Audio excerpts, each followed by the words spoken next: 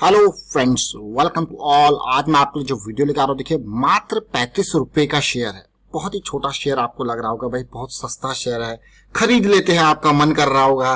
लेकिन उससे इंपॉर्टेंट बात यह है, जिस करेक्शन की रिक्वायरमेंट थी रैली के बाद वो करेक्शन आई, ऑलमोस्ट 3 हफ्ते वो करेक्शन चली और लास्ट टू लास्ट वीक थोड़ा पॉजिटिविटी देखने को मिली और लास्ट वीक जो है थोड़ा कंसोलिडेशन देखने को मिला। तो मतलब बहुत इंपॉर्टेंट लेवल करेक्शन रिजोल्यूशन का टाइम और स्टॉक भागने के लिए रेडी। रिस्क मैनेजमेंट की इंपॉर्टेंट लाइन हमारे पास आ चुकी है। देखते हैं स्टॉक को, समझने की कोशिश करते हैं। और आगे बढ़ने से पहले मैं आपको बता दूं, अगर आपने अब तक चैनल को सब्सक्राइब नहीं किया तो जल्दी से सब्सक्राइब कर ले और बेल आइकन को प्रेस कर ले, जिससे आपको नोटिफिकेशन आती रहेगी। टेक्निकल एनालिसिस सीखने के लिए आप मेंबरशिप ज्वाइन कर सकते हो, ज्वाइन बटन पर क्लिक करके। और डीमैट अकाउंट के लिए जाइए, वीडियो के डिस्क्रिप्शन में जो लिंक दिया उस पर क्लिक करके अपना डीमैट अकाउंट जरूर ओपन कीजिए, तभी आप शेयर मार्केट में इन्वेस्ट कर पाओगे। अब सीधे लेके आऊं स्टॉक की तरफ, जरा ध्यान से देखिए स्टॉक को। जी हाँ, ये स्टॉक है उज्जीवन स्मॉल फाइनेंस बैंक। जरा इसके फंडामेंटल्स आप देखोगे तो बहुत ही जबरदस्त फाइनेंशियल्स इसके थे जब आईपीओ आया था। आईपीओ 2019 एंड में यानी कि दिसंबर में आया था। दिसंबर 12 को आईपीओ की लिस्टिंग हुई थी। चौंकाने वाली बात यह है कि 165 टाइम्स जो है सब्सक्राइब हुआ था। अब आप कहोगे ये तो बहुत ही बड़ा नंबर है, 165 टाइम्स सब्सक्राइब होना। और खास करके क्योंकि ये आईपीओ आया था रिटेल निवेशक आईआरसीटीसी के बाद। जब आईआरसीटीसी के बाद कोई आईपीओ आया है तो आईआरसीटीसी का रिटर्न सबने देखा तो सब इसकी तरफ आकर्षित हो गए। 165 टाइम्स ये सब्सक्राइब हो गया। आपको यकीन नहीं होगा लेकिन ये सच्चाई है। रिटेल निवेशकों ने ऑलमोस्ट राउंड ऑफ करके देखिए 49 टाइम्स सब्सक्रिप्शन यहाँ पे दिया। अब आपको हो गया रिटेल निवेशक इतने एक्साइटेड कैसे हो गए। देखिए, चाहे ये उज्जीवन स्मॉल फाइनेंस बैंक हो या फिर उस टाइम पे आया था सीएसबी बैंक, तो इन तीनों में ही आईआरसीटीसी के बाद ये दोनों शेयर्स जो थे वो जबरदस्त सब्सक्रिप्शन, न केवल रिटेल बल्कि आप एनआईआई का सब्सक्रिप्शन देख सकते हो 473 टाइम्स और क्यूआईबी का सब्सक्रिप्शन 110 गुना। आप कहोगे भैया ये आईपीओ था या क्या था, इतना जबरदस्त सब्सक्रिप्शन देखने को मिला। डेफिनेटली आईपीओ को बहुत ही बढ़िया रेस्पॉन्स मिला, लेकिन उसके बाद की सिचुएशन में आपको बताना चाहूंगा, अभी करंट हालात बताना चाहूंगा। उज्जीवन स्मॉल फाइनेंस बैंक 34 रुपए पे ट्रेड कर रहा है, 6000 करोड़ का मार्केट कैपिटलाइजेशन है और सेल्स ग्रोथ प्रॉफिट ग्रोथ अभी देखेंगे, डिटेल में जाके समझने की कोशिश करेंगे। प्रोमोटर की अच्छी खासी होल्डिंग है और ये देखिए पिछले कुछ साल का परफॉर्मेंस, जबरदस्त परफॉर्मेंस। इस टाइम पे थोड़ा झटका जरूर लगा, लेकिन आप इसके क्वार्टरली नतीजे देखिए कि क्वार्टरली नहीं पूरे ईयर वाइज नतीजे बहुत ही जबरदस्त अब तक रहे हैं। पिछले क्वार्टर्स के नतीजे जो आए हैं उनके ऊपर भी फोकस करने की कोशिश करूंगा। अभी जून में जो नतीजे आए, मार्च में जो नतीजे आए, तो रेवेन्यू तो दमदार देखने को मिला और प्रॉफिटेबिलिटी में भी जून में मुझे ऐसी कोई ज्यादा कमी देखने को नहीं मिली। देखिए, अब नया शेयर है। अब जैसे अभी 3 क्वार्टर हुए हैं, मैं कहूंगा 3 क्वार्टर क्या, जो आईपीओ आने के बाद जून, मार्च और दिसंबर, ये 3 क्वार्टर। लेकिन इसके हालात देखते हैं किस तरीके से फ्राइडे को रेस्पॉन्ड किया।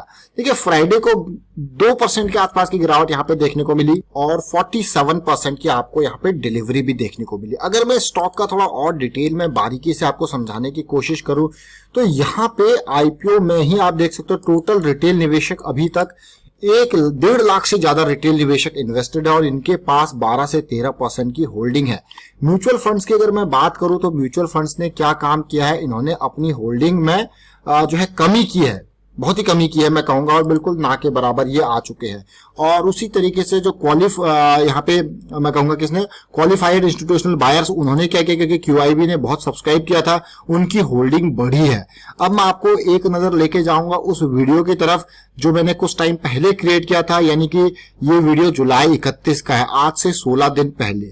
आज से 16 दिन पहले भी मैं आपको सेम चीज यहाँ पे बता रहा था कि भाई हम और एक हाई मिल गया है, अगली करेक्शन की रिक्वायरमेंट, ये करेक्शन रिजॉल्व होगी, तब भी ये 34 रुपए के आसपास था और ये भागने की कोशिश करेगा। जब भी कोई भी स्टॉक होता है मैं आपको टेक्निकल एनालिसिस के ऊपर जब भी लेके चलता हूं उसमें बेसिक तरीके से, ताकि आपको कंफ्यूजन ना हो और बड़े बड़े फैंसी इंडिकेटर्स यूज करने की बजाय सिंपल तरीके से समझाने की कोशिश करता हूं, ताकि रिटेल निवेशक टेक्निकल एनालिसिस का मैक्सिमम फायदा ले पाए। क्योंकि ये एक ऐसा हथियार है रिटेल निवेशकों के लिए, जो वो अपने माइंड से सोच सकते हैं, समझ सकते हैं, और इसके लिए उनको बस बेसिक लर्निंग की जरूरत होती है। और उसके लिए हमने पूरी की पूरी सीरीज टेक्निकल एनालिसिस की स्टार्ट कर रखी है। आप ज्वाइन करके देख सकते हो सारी चीजें और आप समझ सकते हो, क्योंकि learning should be mandatory before earning.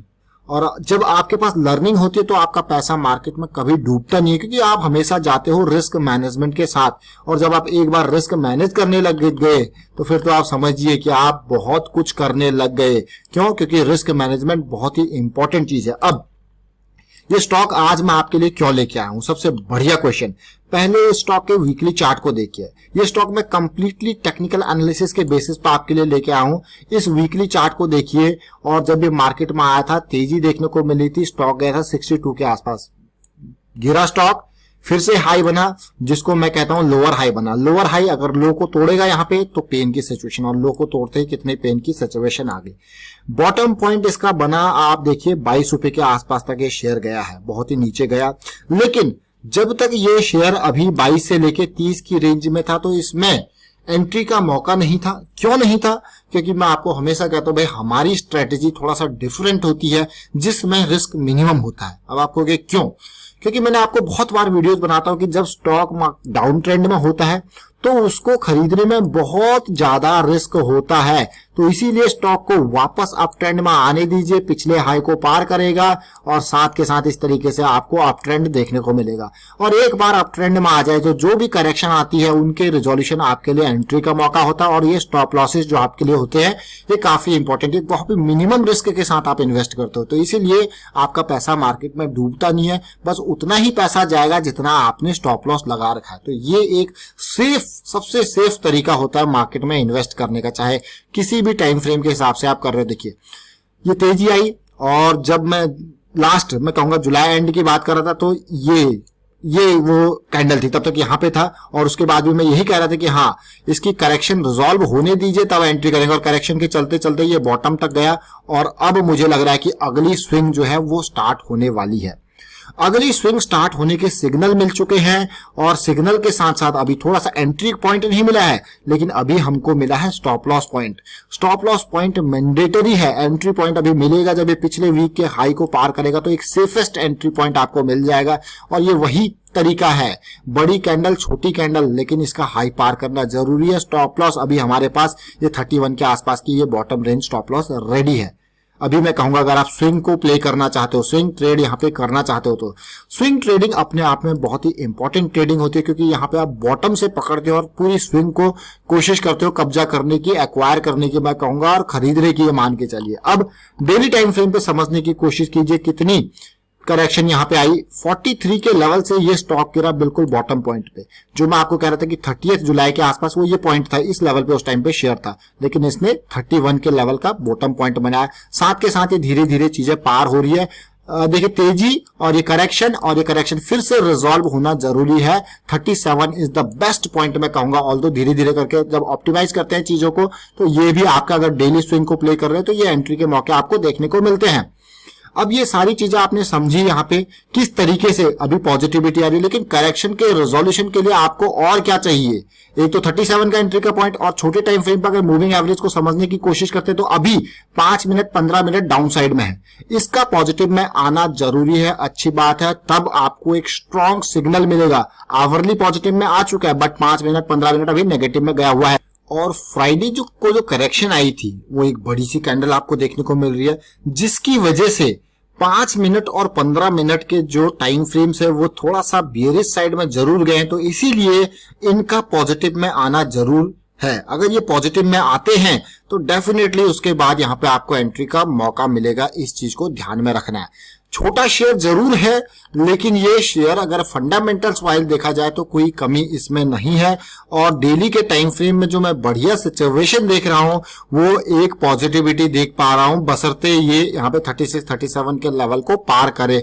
Stop loss weekly swing, daily swing तो ऑलरेडी मैं कहूंगा ये इन्हीं लेवल से 34 के आसपास है लेवल से अभी डेली स्विंग भी ये चली रही है।